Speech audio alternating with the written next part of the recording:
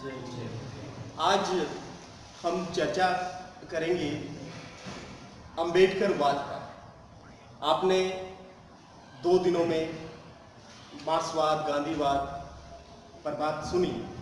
आज हम चर्चा करेंगे अंबेडकर वाद क्या है। बाबा साहब अंबेडकर का पूरा राजनीतिक दर्शन अगर हम समझना चाहें तो मुझे लगता है कि जो भारत का संविधान है और संविधान की जो प्रस्तावना है वो अंबेडकर का संपूर्ण राजनीतिक दर्शन है। अंबेडकर संविधान की उद्देशिका में जो कहते हैं, हम भारत के लोग भारत को एक संपूर्ण प्रभुत्व संपन्न, समाजवादी, पंथ निरपेक्ष, लोकतंत्रात्मक गणराज्य बनाने के लिए तथा उसके समस्त नागरिकों को सामाजिक, आर्थिक और राजनीतिक न्याय, विचार, अभिव्यक्ति, विश्वास, धर्म और उपासना की स्वतंत्रता, प्रतिष्ठा और अवसर की समता प्राप्त कराने के लिए तथा उन सब में व्यक्ति की गरिमा और राष्ट्र की एकता और अखंडता को सुनिश्चित कराने वाली बंधुता बढ़ाने के लिए दृढ़ संकल्प होकर अपनी संविधान सभा में आज तारीख 26 नवंबर 1949 को ऐतक द्वारा इस संविधान को अंगीकृत, अधिनियमित और आत्मार्पित करते हैं।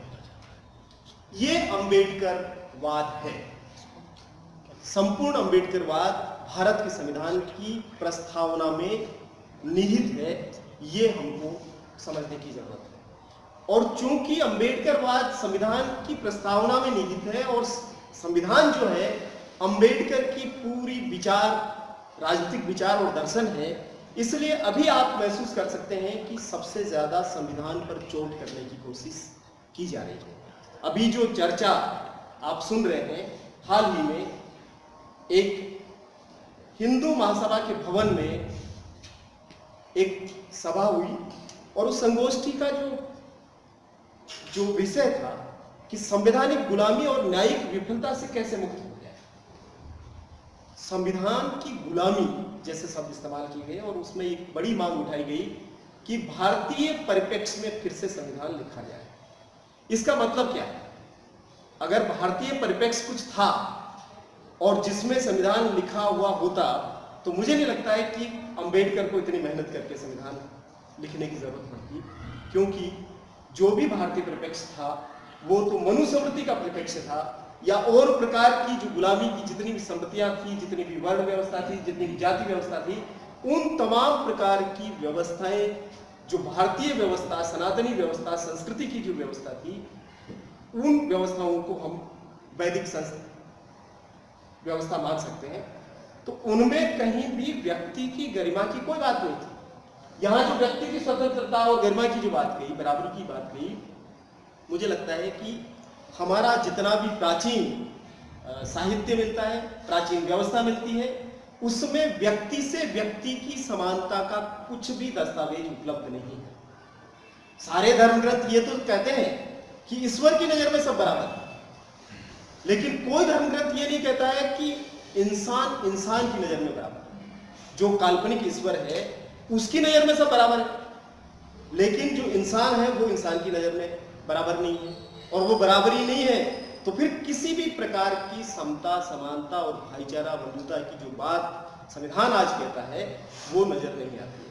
इसलिए सारी वर्ण व्यवस्था, सारी जाति व्यवस्था और ये सारी जो व्यवस्थाएं इस देश में लागू की गई और जिसके आधार पे एक तरह की दास्ता, एक तरह की गुलामी भारत में आई और लोगों को वंचित किया गया, अधिकारों से वंचित किया गया और केवल कुछ लोगों तक अधिकारों को सीमित किया गया और कहा गया कि ये कुछ वर्ण हैं जिनको पढ़ने के अधिकार होंगे, दूसरा एक वर्ण है जिसको लड़ाई करने का और राज करने का अधिकार होगा, तीसरा एक वर्ण है जिसको तिजारत करने का, व्यवसाय करने का अधिकार होगा, लेकिन चौथा वर्ण ऐसा होगा जिसको कोई अधिकार नहीं होगा, उसको केवल कर्तव्य होगा, उसको केवल सेवा करनी है। उसका पैदाइश ही इसलिए हुई कि 3 जो ऊपर के वर्ण है उन 3 वर्णों की सेवा करने के लिए वो पैदा हुआ। तो आप अगर देख सकते हैं कि अगर गांवों में भी देखें आप, आज भी कई सारे गांवों में एक ठाकुर होते हैं जो राज करते थे, एक सेठ जी होते हैं जो व्यापार करते थे, और एक पंडित जी होते हैं जो पढ़ते पढ़ाते मुहूर्त निकालते और बहुत सारी चीजें करते हैं। लेकिन बाकी का जितना भी तबका है, जितना भी हाथ से काम करने वाला, हुनर करने वाला, शिल्प वाला जो तबका है, वो तबका सदैव गुलामी में रहा। और इन 4 वर्णों के अलावा ऐसा भी एक तबका था जो इन वर्ण की पूरी व्यवस्था से बाहर था और उसको छूने का भी अधिकार नहीं था, जिसको अछूत कहा गया। और यह अछूत तबका हर तरीके से बाहर किया गया, हर तरीके से वंचित किया गया। न केवल वो गांव में रह सकते थे, बल्कि वो किसी भी प्रकार की चीजों को एक्सेस नहीं कर सकते। और उनके जीवन में एक ही काम था कि वो जितना सेवा करेंगे, सेवा करते रहे, करते रहे, करते रहे, करते रहे। और उनको यह दिलासा जरूर दिया जाता था कि आप इस जन्म में बहुत अच्छी सेवा करेंगे तो अगला जो जन्म आपको मिलेगा, उस जन्म में आपको अच्छी जगह पर पैदा होंगे और आपको सारे फायदे मिल जाएंगे। तो ये इस लोक में किसी प्रकार का अधिकार नहीं देना और परलोक की बातें करना, स्वर्ग की बात करना, नरक की बात करना, आत्मा की बात करना, परमात्मा की बात करना, पुनर्जन्म की बात करना, ये सारी बातें केवल भुलावा रखने की बातें थी। इसलिए आप अगर अंबेडकर के दर्शन को देखेंगे तो अंबेडकर सिरे से इन सब चीजों को नकारते हैं। वो बिल्कुल भी स्वीकार नहीं करते हैं किसी भी प्रकार की पारलौकिक व्यवस्था को। वो जो भी व्यवस्था इस संसार में है, उसी व्यवस्था को अंबेडकर बदलने की पूरी बात करते हैं। इसलिए अंबेडकर की जो 22 प्रतिज्ञाएं हैं, उसमें तमाम उन देवी देवताओं को और जिनके प्रति आस्था है, जिन पर टिका हुआ है पूरा ये धार्मिक दर्शन, उन सारी शास्त्रीय गुलामी के खिलाफ अंबेडकर बात करते हैं। और ये जानना बहुत जरूरी है कि जो शस्त्रों की गुलामी है, हथियार की जो गुलामी है, जो जबरदस्ती गुलाम बनाया जाता है, वो गुलामी किसी न किसी दिन खत्म हो जाती है। क्योंकि आप लड़ करके, संघर्ष करके, क्रांति करके, बगावत करके, कुछ भी करके आप उस गुलामी से बाहर जा सकते हैं। लेकिन जो शास्त्रीय गुलामी है, जो शास्त्रों से थोपी जाती है, जो आसमानी किताबों से थोपी जाती है, जो धर्म के नाम पे थोपी जाती है, जो संप्रदाय और पंथ और आस्था के नाम पे थोपी जाती है, उन गुलामियों से छूटने का कोई तरीका मौजूद नहीं था। क्योंकि वो बहुत सूक्ष्म गुलामी है, वो आपके हमारे दिमाग में कब घुस जाती है हमको मालूम भी नहीं पड़ता है, और वो ऐसे बनी रहती है, पीढ़ी दर पीढ़ी दर पीढ़ी दर चलती रहती है। तो ये बहुत जरूरी है कि शास्त्रों की जो गुलामी है उससे मुक्ति पाई जाए। और डॉक्टर अंबेडकर अपनी 22 प्रतिज्ञाओं के जरिए शास्त्रों की गुलामी से मुक्ति की बात करते हैं। और एक तरीके से बाबा साहब अंबेडकर का अगर सामाजिक दर्शन हमको सोचें तो वो 22 प्रतिज्ञाएं हैं। अगर उनका राजनीतिक दर्शन भारत का संविधान है और संविधान की उद्देशिका है, तो अंबेडकर का सामाजिक दर्शन जो है वो 22 प्रतिज्ञाओं में निहित है। लेकिन दिक्कत यह है कि अंबेडकरवाद की बात की जाती है, जय भीम के नारे बोले जाते हैं, मूर्तियां लगाई जा रही हैं अंबेडकर की, घरों में तस्वीरें अंबेडकर की, हाथों में ब्रेसलेट अंबेडकर के आ गए हैं, पेन पर अंबेडकर का छोटा सा फोटो आ गया है, प्रतीकों में अंबेडकर खूब आते जा रहे हैं। लेकिन अंबेडकरवाद सिरे से गायब है, अंबेडकरवाद कहीं पे भी नजर नहीं आता है। ये जो प्रतीकात्मक रूप से प्रतीक पूजा जो अंबेडकर की हमारे देश में की जा रही है, ये वही प्राचीन मूर्ति पूजा, व्यक्ति पूजा से भिन्न चीज नहीं है। और आप अगर अंबेडकर के दर्शन को देखेंगे तो अंबेडकर का पूरा दर्शन व्यक्ति पूजा और मूर्ति पूजा के खिलाफ का दर्शन है। अंबेडकर हीरो वर्शिपिंग के खिलाफ बात करते हैं, वो नायक पूजा के सख्त खिलाफ है। लेकिन आज स्थिति है कि अंबेडकर सबसे बड़े नायक हैं और उनको हीरो मान करके उन्हीं की पूजा का काम शुरू हो गया है। और वो मूर्ति पूजा के भी खिलाफ है, लेकिन अंबेडकर की मूर्तियों की भी पूजा, और न केवल पूजा बल्कि अंबेडकर की मूर्ति का दुग्धाभिषेक किया जा रहा है, दूध डाल करके अंबेडकर की मूर्ति को धोया जा रहा है, फूल फल चढ़ाए जा रहे हैं।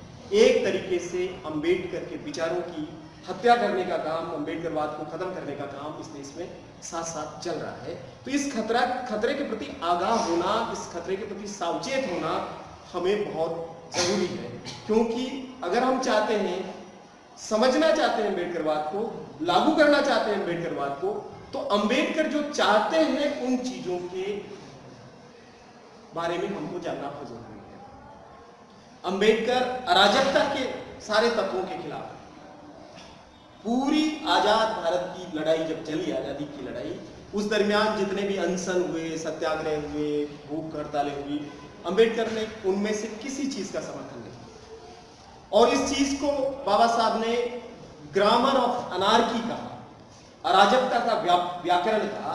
उन्होंने कहा ऐसी कोई अराजक व्यवस्था का मैं समर्थन नहीं करता। और आप देख सकते हैं कि जब पूना पैक्ट हुआ और गांधी भूखे रहे और उनकी उस भूख की वजह से उनका स्वास्थ्य बिगड़ा और पूरे देश से बहुत प्रेशर आया और अम्बेडकर को नहीं चाहते हुए भी पूना पैक्ट करना पड़ा, तब भी उन्होंने यही फिर से दोहराया कि ये जो अराजकता का व्याकरण जो स्थापित किया जा रहा है ये देश के लिए हितकर नहीं है।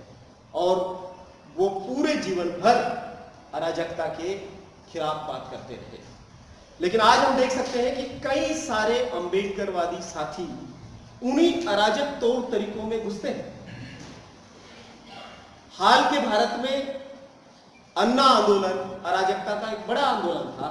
एक अराजक भीड़ ने पूरे लोकतंत्र और पूरे संविधान के ऊपर एक ऐसी सत्ता लोकपाल के नाम पर बिठाने की कोशिश की और कहा कि हम भ्रष्टाचार के विरोध में एक बड़ी व्यवस्था बिठाने की कोशिश कर रहे हैं। और वो व्यवस्था कुछ भी नहीं थी, वो व्यवस्था ये थी, वो चाहते थे कि संविधान के ऊपर सारे संवैधानिक जो शक्तियां हैं, वो चाहे न्यायपालिका है, कार्यपालिका है या विधायिका है, उन सबके ऊपर एक और सुपर व्यक्ति बिठाया जाए, एक डंडा और बिठाया जाए और वो डंडा पूरे संविधान को हाके, पूरे देश को हाके, पूरी व्यवस्था को हाके। तो उस चीज का विरोध जब किया गया तो लोगों ने कहा कि ये विरोध भ्रष्टाचार का विरोध, मतलब ये भ्रष्टाचार का समर्थन।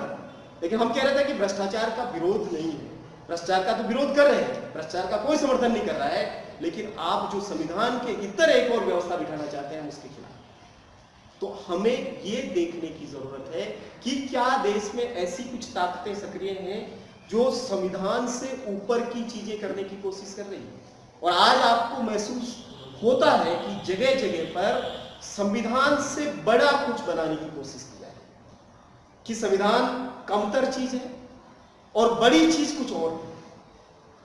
और वो संविधान के बरक्स कुछ चीजों को लाके खड़ी करते हैं।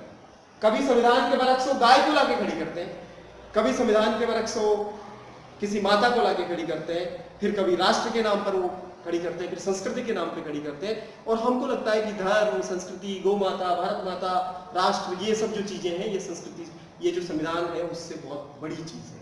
और कब उनके तर्क भी अजूब है, अजीब से। उनका ये भी कहना है कि आपका संविधान तो अभी 50-60 साल का है, 70 साल का है, लेकिन ये हमारा तो लाखों साल पुरानी व्यवस्था है। तो जो लाखों साल पुरातन है, प्राचीन है, वो श्रेष्ठ है उनकी नजर में, और जो भारत का संविधान है वो श्रेष्ठ नहीं है, क्योंकि संविधान असहज करता है। संविधान एक ऐसी व्यवस्था है जो किसी को श्रेष्ठ नहीं बनाती। धर्म ग्रंथ तो किसी न किसी को श्रेष्ठ बनाते हैं। जो ज्यादा ज्ञानी है वो पंडित जी है, वो श्रेष्ठ है धर्म ग्रंथों की नजर में, या जो शाकाहारी है, जनेऊ पहन लेते हैं, वो श्रेष्ठ हो जाते हैं, या और कोई जिसके पास 500 बीघा जमीन होगी वो ज्यादा पावरफुल और श्रेष्ठ होगा। लेकिन भारत का संविधान किसी को श्रेष्ठ नहीं बनाता है, सारी श्रेष्ठताओं को खत्म करता है भारत का संविधान, और वो सबको बराबर करता है। वो चाहे राजा है, चाहे रंक है, सबको एक वोट, एक व्यक्ति, एक मत, एक व्यक्ति का अधिकार देकर के राजनीतिक रूप से सबको बराबर करता है। और दूसरा, उपाधियों का अंत करता है भारत का संविधान। साफ तौर पे लिखा हुआ है कि शैक्षणिक उपाधियों के अलावा कोई उपाधि मान्य नहीं होगी। कोई कुंवर साहब नहीं हो सकते, कोई ठाकुर साहब नहीं हो सकते, कोई राजमाता नहीं हो सकती, कोई राजपिता नहीं हो सकता है, कोई कुछ हो ही नहीं सकता है। ये अंबेडकर के रचे हुए संविधान में बहुत बहुत साफ है। बावजूद इसके भी श्रीमान, राजा, राजाधिराज, ये सब आप सुनते हैं, कुंवर साहब, ये सारी चीजें सुनते हैं। तो संविधान के इतर भी एक पूरी व्यवस्था इस देश में की जा रही है। तो हमें संवैधानिक मूल्यों की तरफ ध्यान देने की जरूरत है कि संविधान क्या कहता है। और चूंकि संविधान उनको असहज करता है, संविधान उनको बराबर लाता है, संविधान उनको इस भू के स्वामी बनने से रोकता है, इसलिए वो तमाम ताकतें आज संविधान पर सबसे ज्यादा प्रहार कर रही है। और बार बार कई सालों से, दशकों से ये कोशिश की जा रही है कि पहले संविधान की समीक्षा का एक आयोग बनाया गया। जब उसका विरोध हुआ तो संविधान समीक्षा आयोग ने कुछ ज्यादा काम नहीं किया। लेकिन इस समय जो लोक शासन और सत्ता में है, जिन लोगों के पास तमाम प्रकार की शक्ति आ गई है, उन लोगों का ये कहना है कि सारी समस्याओं की जड़ भारत का संविधान है, क्योंकि ये लचीला बना दिया, ये दूसरे देशों से टीप टीप करके बना दिया, यहां से उठाया और यहां पेस्ट कर दिया, ऐसा बना दिया। पहली बात तो वो मानने के लिए तैयार नहीं होते हैं कि संविधान अम्बेडकर ने लिखा, वो कहते हैं BN राव ने लिखा। फिर आप कहिए कि BN राव का जो वो था फॉर्म, जो ड्राफ्ट था, वो तो रिजेक्ट हो गया पहली बैठक में, तब वो कहते हैं कि नहीं, फिर तो उन्होंने कहीं कहीं से यहां से उठाया, वहां से उठाया और ये सारा चीज लिखा। फिर आप उनको कहिए कि नहीं, ऐसा नहीं है, ऐसा नहीं उठाया, कुछ चीजें, कुछ जो मूल्य होते हैं वो सार्वजनीन होते हैं, यूनिवर्सल होते हैं, और उन मूल्यों को सब जगह पे स्वीकार किया जाता है। अगर बंधुत्व है तो वो सब जगह बंधुत्व है, अगर भाईचारा है तो सब जगह भाईचारा है, करुणा है, दया है, या अवसरों की समानता की बात है, समता की बात है, स्वतंत्रता की बात है, तो वो सारे देशों में समान होगा। ऐसा नहीं हो सकता है कि अमेरिका में स्वतंत्रता का मतलब कुछ और होता है, भारत में कुछ और होता है, इंडोनेशिया में कुछ और होता है। तो स्वतंत्रता की जो भी मूल्य है वो यूनिवर्सल वैल्यूज हैं, तो वो तो लिए ही जाएंगे सब जगह पे, सब, उसमें कोई खास बात नहीं है। लेकिन वो ये मानने के लिए तैयार नहीं है कि अंबेडकर ने अपना कोई दिमाग लगाया होगा या मेहनत की होगी।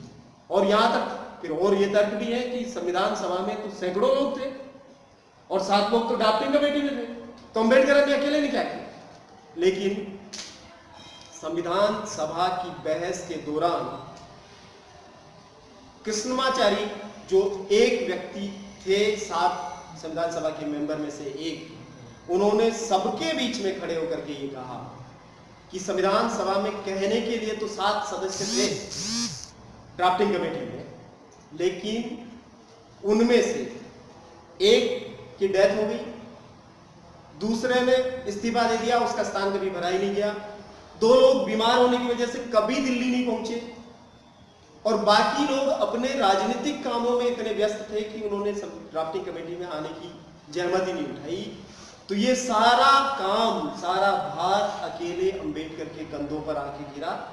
बावजूद इसके अंबेडकर ने पूरा परिश्रम करके ये संविधान बनाया, तो इस संविधान को बनाने का पूरा श्रेय डॉक्टर अंबेडकर को जाता है। ये संविधान सभा में कृष्णमाचारी कह रहे हैं, ये हमारा कोई दावा नहीं है।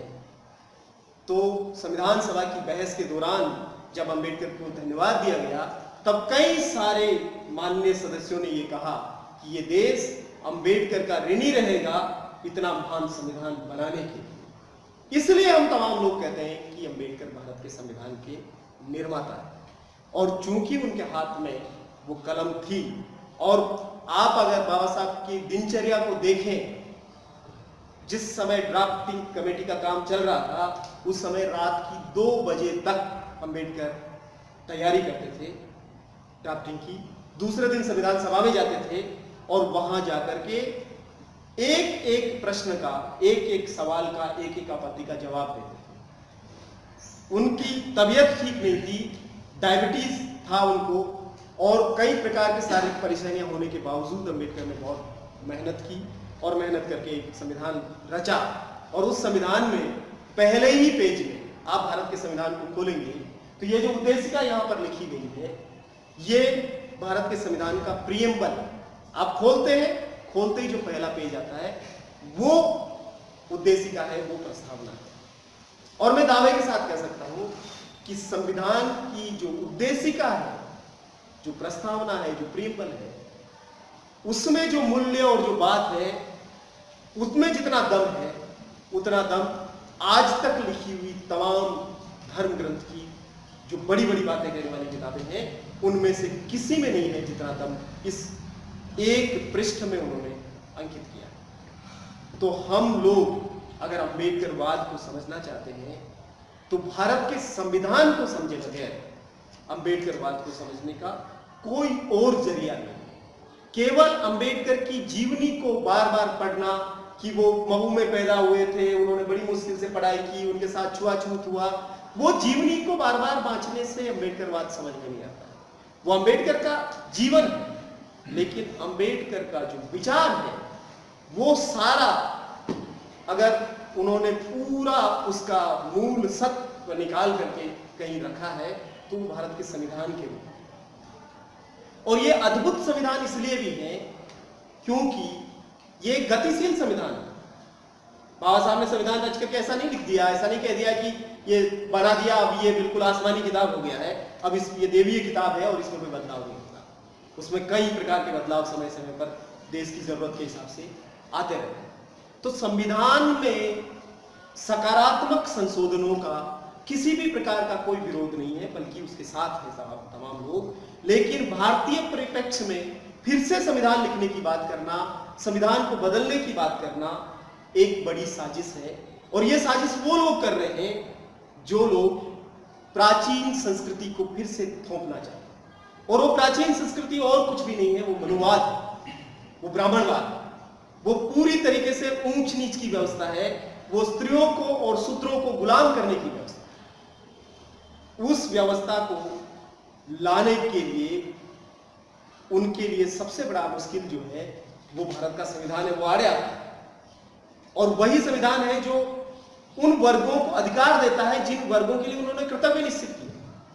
तो जो संविधान के विरोधी लोग हैं, आप उनसे बात करेंगे तो वो मंचों पर बात करते हैं, तो कहते हैं कि अरे भाई क्या अधिकार की बात करते रहते हैं, थोड़ी कर्तव्य की भी तो बात कीजिए, कर्तव्य भी तो है। तो हम उनको कहते हैं कि कर्तव्य भी लिखे हुए हैं, नीति निर्देशक तत्वों में कर्तव्यों का भी बखान है, उसमें ऐसी क्या बात है जो आप नई सिरे से कह रहे हैं। लेकिन उनका कहने का मतलब ये है कि आप अधिकार की बात करते हैं तो अधिकार के नाम पर जो हम आपको गुलाम बनाए रखना चाहते हैं वो व्यवस्था फिर चल नहीं सकती। इसलिए अधिकार और कर्तव्य की जहां जहां बहस की जा रही है उसके बीच में दखल करने की जरूरत है और वहां जाकर के बात करने की जरूरत है कि सदियों तक आपने हमारे लिए केवल कर्तव्य ही निश्चित कर रखे थे और आपकी सेवा करना ही हमारा कर्तव्य था, और अब अगर एक संविधान बना और हमको अधिकार दिए गए तो आप फिर से कर्तव्य की बहस को लेकर आ गए। इसका मतलब आप बड़े सूक्ष्म तरीके से, बड़े शालीन तरीके से, सभ्य तरीके से हमारी गुलामी का मार्ग फिर से प्रशस्त करना चाहते हैं। इसलिए मित्रों, अधिकारों की बात बहुत आवश्यक है। ये जो अधिकार और कर्तव्य की बहस है इसको गहनता से समझिए। फिर संस्कृति की जो बात फिर से कही जा रही है कि हमारी संस्कृति महान थी, सबके लिए बराबरी का बात था, हमारा धर्म ग्रंथ ये कहता है, ये देखिए इसमें तो ये लिखा हुआ है, वेद में ऐसा लिखा हुआ है, पुराण में ऐसा लिखा हुआ है, उपनिषद में ऐसा लिखा हुआ है।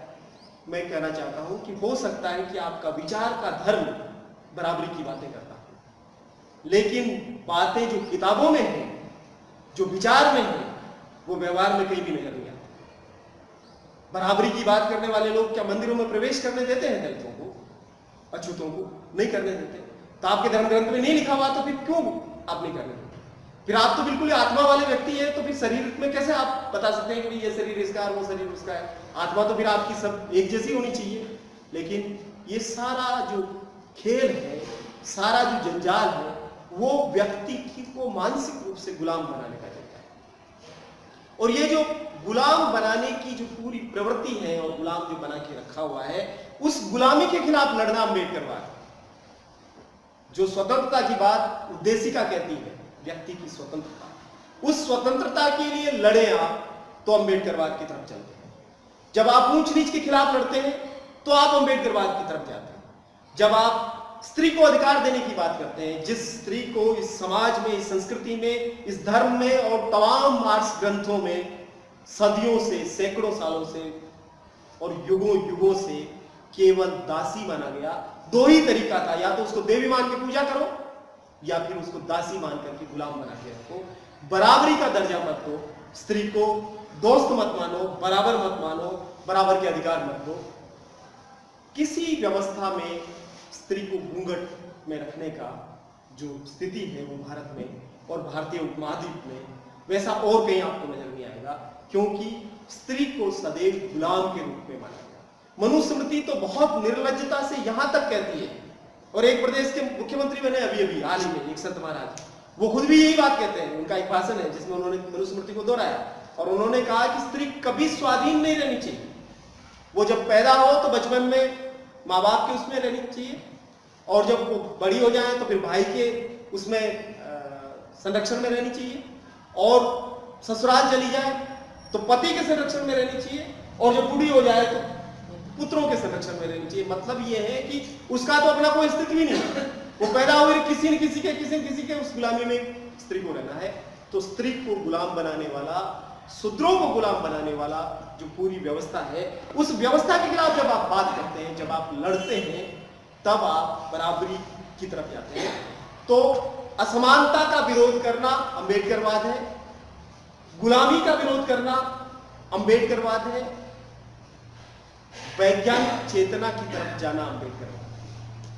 हम पढ़े लिखे लोग, जय भीम के नारे बोलने वाले लोग, 6 दिसंबर 14 अप्रैल मनाने वाले लोग हाथों में लंबे लंबे लच्छे बांधते हैं,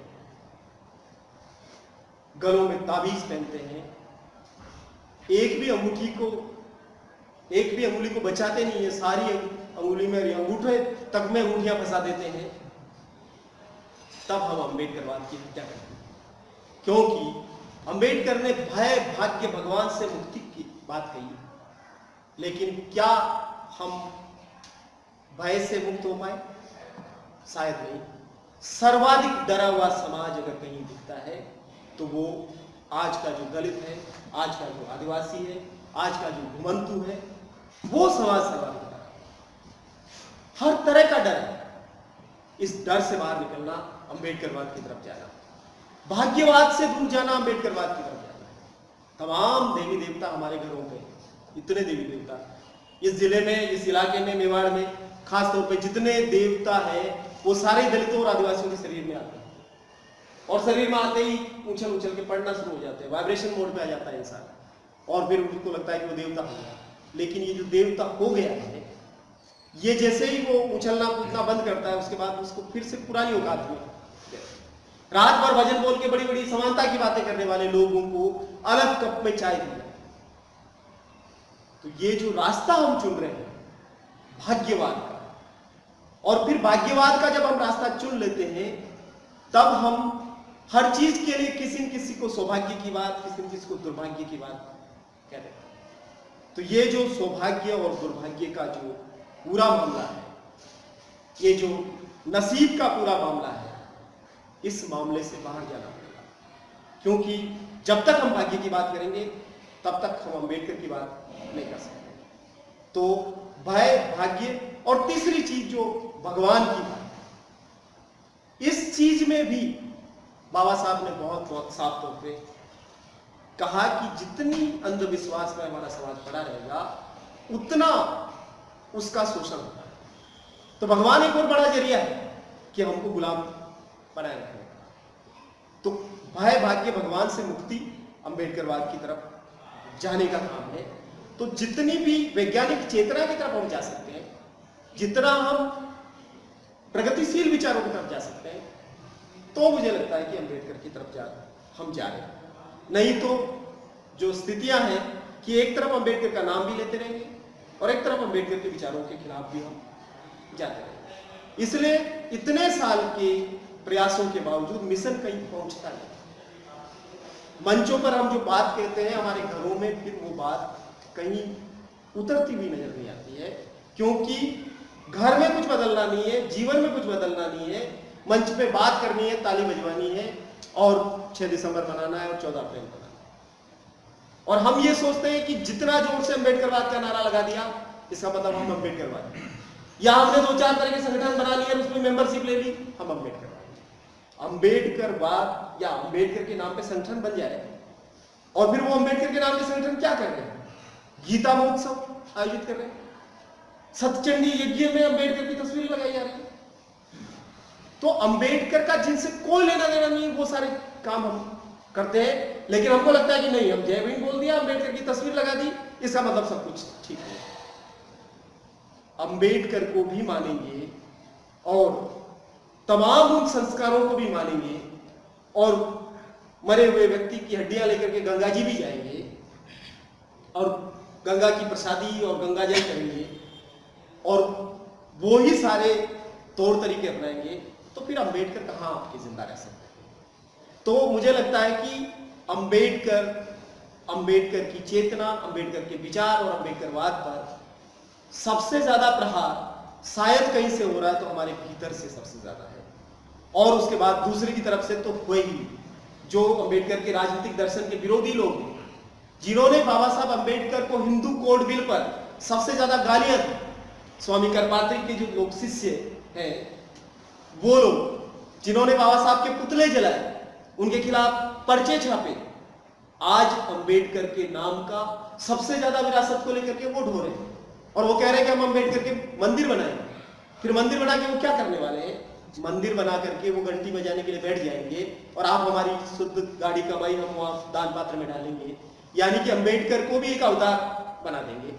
अभी अभी हाल ही में उन्होंने बुद्ध जो अनंतता की बात करते हैं, बुद्ध जो अनात्मा की बात करते हैं, बुद्ध जो भगवान का निषेध करते हैं, आत्मा परमात्मा स्वर्ग नरक सबका निषेध करते हैं, उस बुद्ध को अवतार घोषित कर दिया कि वो तो विष्णु के अवतार थे 10वें, और दलाई लामा से कहलवा दिया कि अवतार। मुझे डर है कि कहीं अंबेडकर को वो विष्णु का 11वां अवतार घोषित नहीं करते, जिस तरह की तैयारी चल रही। तो मित्रों, अंबेडकर के विचारों को बिना प्रदूषित हुए पढ़ना और उन विचारों को लोगों तक पहुंचाना, यह आज की सर्वाधिक महती जरूरत है और वो काम युवा पीढ़ी को करना है। वो युवा पीढ़ी कर सकती है कि बाबा साहब को कैसे हम लोगों के बीच में ले जाए। आज भी बहुत बड़ी आबादी है जिसको ये मालूम नहीं है कि अंबेडकर कौन है। शायद सैकड़ों घरों में ये नाम तक लोगों ने नहीं सुना कि अंबेडकर कौन। जब आप जय भीम कहते हैं तो उनको महाभारत वाला भीम नजर आता है, या भीम एक कस्बा है जो नजर आता है कि उसका जय बोल रहे हैं। तो जो लोग अंबेडकर से प्रेरणा पाते हैं, अधिकार पाते हैं, उनकी वजह से जीवन उनका चलता है, उन लोगों के घरों में अंबेडकर की पहुंच नहीं। तो बाबा साहब की तस्वीरें पहुंचे, बाबा साहब का विचार पहुंचे, और जितने भी लोग अंबेडकरवादी हैं उनके घरों में संविधान की प्रति पहुंचे।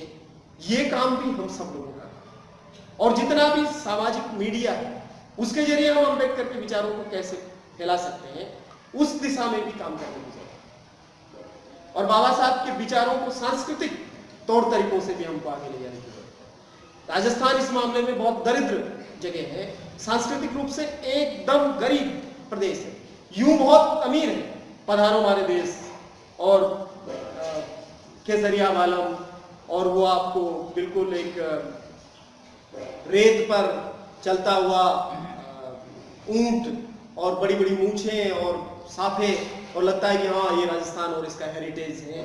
लेकिन उस संस्कृति में, उस सांस्कृतिक गानों में जितनी बातें कही जा रही है, लोक गीतों में जो गाया जा रहा है, वो दरअसल है क्या?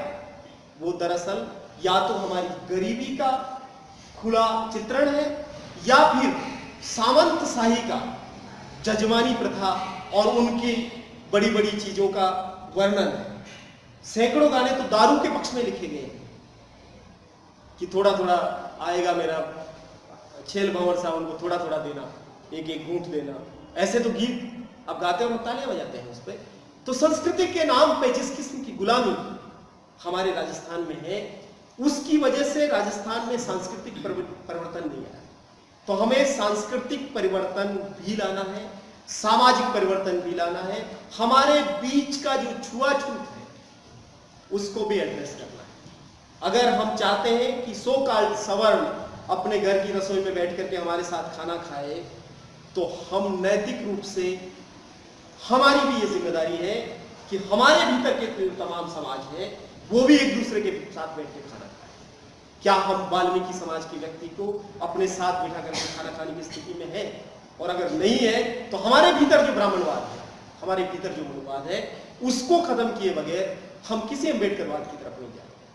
क्योंकि हम तो छुआछूत की प्रैक्टिस करेंगे, हम अपने घर में छुआछूत करेंगे, हम अपने बंधुओं के साथ भेदभाव रखेंगे, उनको साथ नहीं बिठाएंगे, हमारे घर में कालबेलिया साथी नहीं घुसेगा, कंजर के प्रति हमारा सोच कुछ और होगा, और हम जो थोड़ा बहुत पढ़ लिख गए हैं, हम 4 कदम आगे चले गए, हम अपने आप को सुपर ब्राह्मण मानेंगे, हमारी रसोई तक उनकी पहुंच नहीं होगी, तब हम अंबेडकरवाद के साथ बड़ा गद्दारी कर रहे हैं, बड़ा घातक काम। तो हमारे भीतर का छुआछूत खत्म हो, हम साथ बैठे, साथ रहे, साथ खाएं, साथ चले, तो शायद अंबेडकरवाद को स्थापित करने की दिशा में हम काम कर रहे हैं। वैज्ञानिक चेतना को हम अपने घर में लाए, प्रगतिशील मूल्यों को हम अपने घर में लाए। क्या हमारे घर की जो महिलाएं हैं उनको बराबरी का दर्जा हम देते हैं?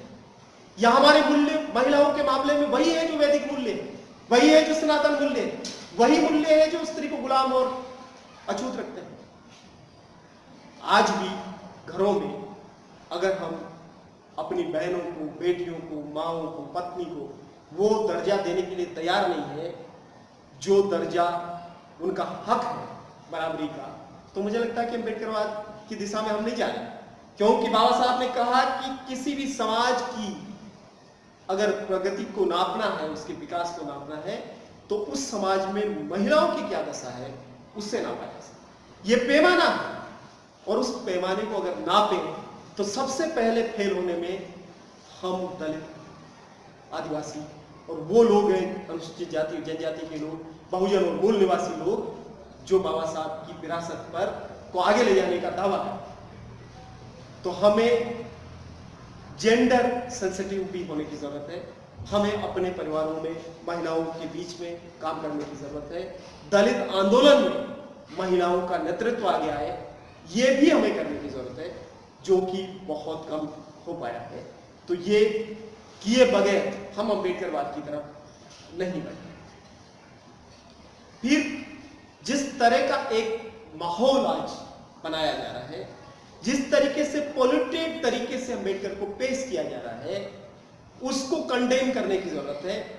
अभी जो कहा जाता है कि अम्बेडकर संस्कृत के राष्ट्रभाषा बनाना चाहते थे, भगवा झंडे को इस देश का ध्वज बनाना चाहते थे तिरंगे के बजाय, या इस देश को एक धार्मिक राष्ट्र बनाना चाहते थे, ये जो बातें लोग कह रहे हैं बिना किसी सबूत के, बिना किसी संदर्भ के, पता नहीं कहां से उठा के लाते हैं और इन बातों को कहते हैं, उन सारे लोगों को सवाल उठाने की जरूरत है कि बताइए अंबेडकर ने कौन सी किताब, कौन से वॉल्यूम में, किस जगह पर यह चीज लिखी।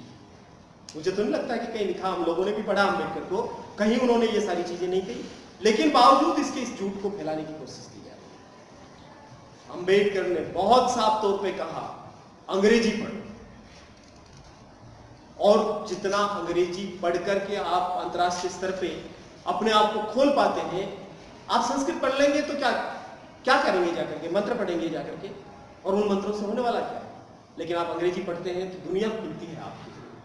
आप मंत्र यहां पढ़ लीजिए, हो सकता है कोई आपको शास्त्री जी मान करके आपके पांव छू ले, लेकिन आप अमेरिका में जाकर मंत्र पढ़ेंगे तो आपको पागल खाने में भेज देंगे, उनको लगेगा ये कौन सी भाषा में बात है।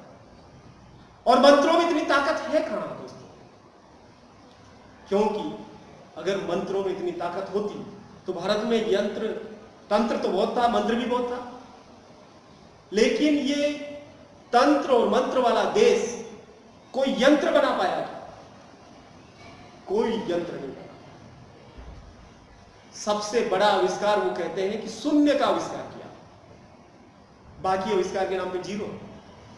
आप किसी भी जगह पे जाइए, आपके हाथ में, आपके इर्द गिर्द जितने भी यांत्रिक चीजें हैं, चाहे वो पंखा है, ट्यूबलाइट है, या आपके हाथ का एंड्रॉइड फोन है, इनमें कौन सी चीज है जो भारत में बनी? कौन से हमारे ऋषि मुनि महान स्वर्णिम अतीत वाले दूध दही की नदियां और सोने की चिड़िया वाले देश में कुछ बना है? मुझे तो नहीं लगता कुछ भी बना। तो फिर क्यों नहीं बना? आपके सारे देवी देवता किसी न किसी ऐसे बेचारे जंतु पे बैठे हुए हैं कि इतना बड़ा देवता और छोटे से चूहे पे बैठा है, कोई शेर पे बैठा है, कोई उल्लू पे बैठा है, कोई किसी पे बैठा है। कई बार लगता है कि आप थोड़ी यंत्र बना लेते हैं तो एक स्कूटर पे एक देवता को बिठाते हैं, आपका देवता तेजी से जाता है, जहां भी जाता है आराम से। लेकिन आविष्कार वहां पर होते हैं जहां जरूरत होती है, और क्योंकि भारत में जरूरत थी नहीं, भारत में आपको सदैव बेगारी करने वाले शूद्र मौजूद थे, अछूत मौजूद थे, गुलाम मौजूद थे। आपको पंखा जलने के लिए लोगों की जरूरत नहीं थी, रस्सी बांध करके पंखा जल रहे थे, और घर से बाहर निकलने के बाद कहार पाल के लिए खड़े थे। तो जब पाल के लेके कहार खड़ा तो आपको कार बनाने की जरूरत नहीं होती ना, कार बनाने की उनको जरूरत पड़ी जहां कहार नहीं थे, जहां पंखा जलाने वाले लोग नहीं थे, उन्होंने अपना पंखा बनाया, सारी चीजें बनाई। यहां तो सूर्य को नमस्कार ही करते रहे लोग, सोलर एनर्जी की बात तो कहीं विदेश में। तो समझना पड़ेगा कि कैसे हम वैज्ञानिक चेतना की दिशा में जा पाए। विज्ञान की बहुत जरूरत इस देश के मूल निवासी समाज को है। ज्ञान और परा ज्ञान, पता नहीं कौन कौन सा ज्ञान, रात रात भर ढोलक बजा के, मजीरे कूट के जो ज्ञान की बातें करते हैं लोग, माया वो इसके उसके खिलाफ बात करते हैं, उस साधु संत को आप सुबह अगर भेड़ पूजा में कम पैसा दे दो तो लठ मारने लग जाता है। अरे भाई आपने रात भर तो हमको सिखाया कि माया नहीं करनी है, तो फिर माया थोड़ी कम दी आपको, उससे क्या फर्क पड़ता है? लेकिन माया का मोह उसको बना हुआ।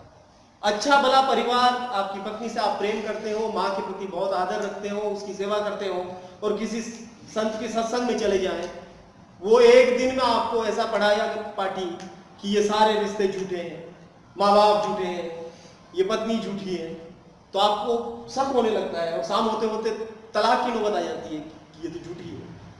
ये क्या तरह का चीजें आपको पढ़ाया?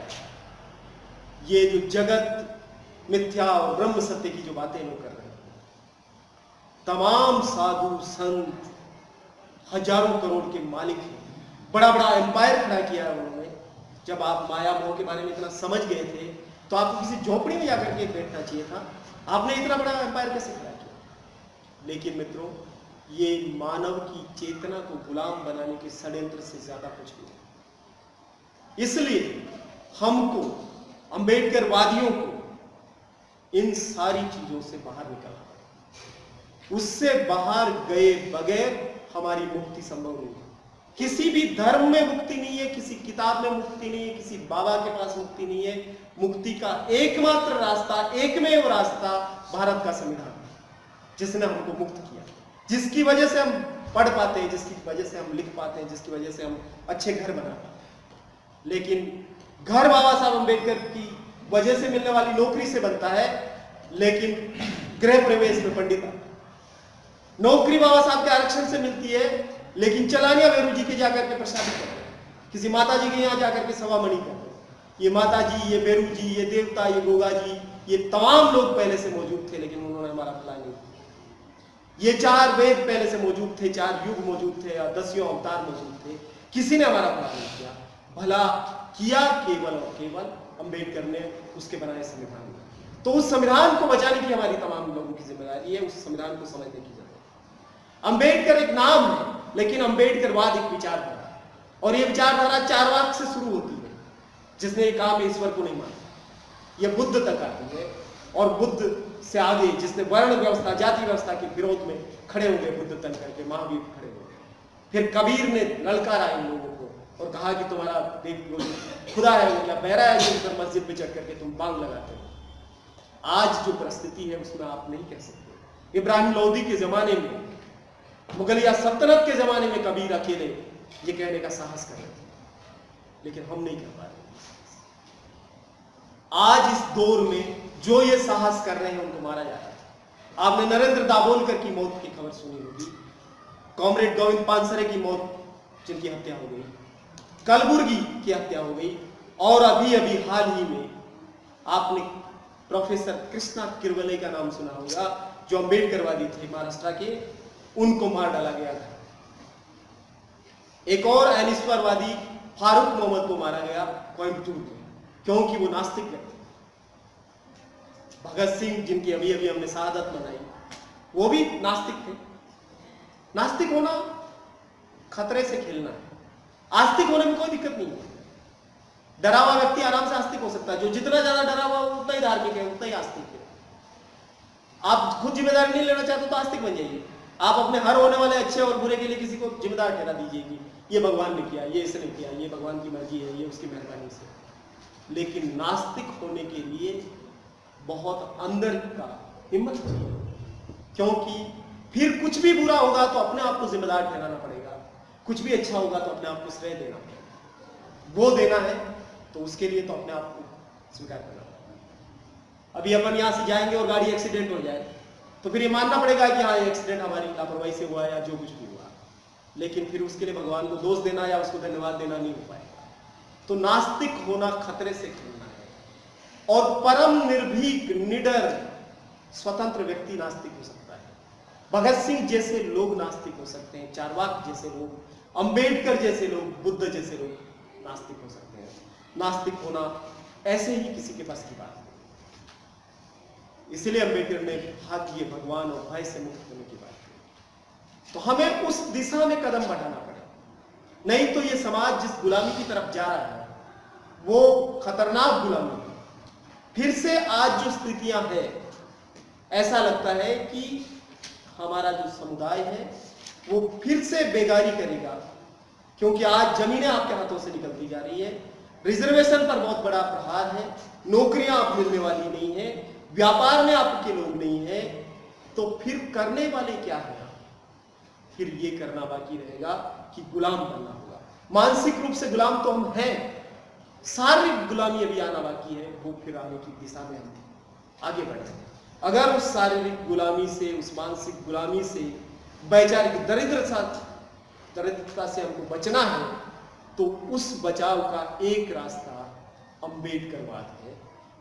इसलिए अम्बेडकर का केवल भजन गाने, अम्बेडकर का जय भीम का केवल नारा कहने, या उसकी मूर्ति पर माला पहनाने, या अम्बेडकर का केवल गुणगान करने से बचिए। अम्बेडकर के विचारों को लोगों के बीच ले जाइए, बाबा साहब की बात को लोगों को समझाने की कोशिश कीजिए, अपने आप में भी स्वीकार करिए कि बाबा साहब ऐसा कहते थे और ये हमारा रास्ता है।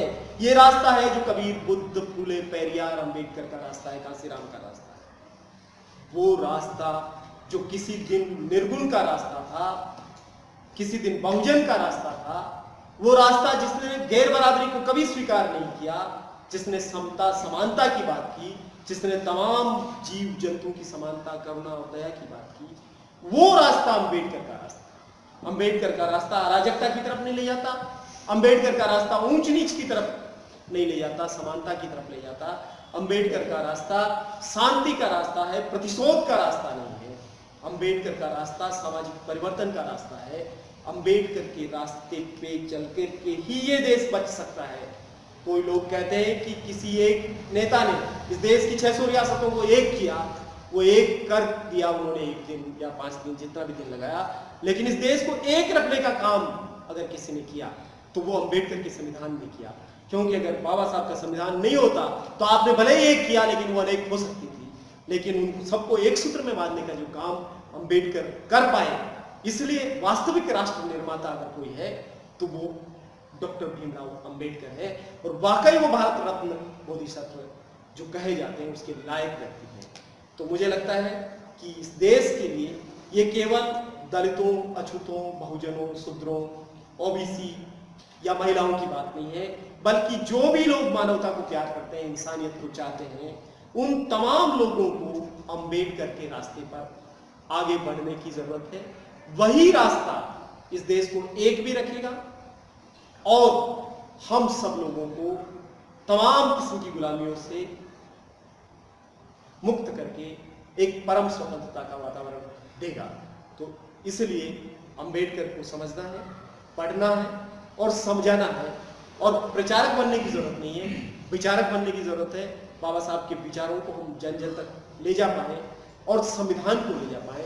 सबसे प्रमुख चीज आज जो है, जो जरूरत है, वो भारत के संविधान को बचाने की है।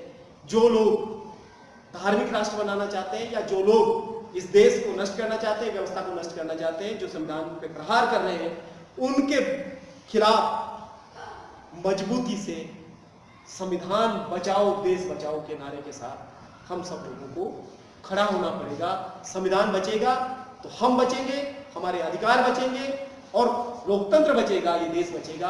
अगर संविधान नहीं बचा तो सब कुछ खत्म है, इसके बाद में केवल गुलामी का रास्ता है। तो मैं फिर से कहना चाहता हूं, अंबेडकरवाद स्वाधीनता, स्वतंत्रता, बंधुता, वैचारिक अभिव्यक्ति की स्वतंत्रता, लोकतंत्र, शांति, सद्भाव, तमाम प्रकार के मानवीय मूल्यों को स्थापित करने वाला वाद है और वो हम सबको परम तौर पे स्वतंत्र करने वाला वाद है। इसलिए हम सबके लिए उचित ये होगा कि हम अंबेडकरवाद को समझें और उस दिशा की तरफ जाएं। धन्यवाद। जय भारत, जय।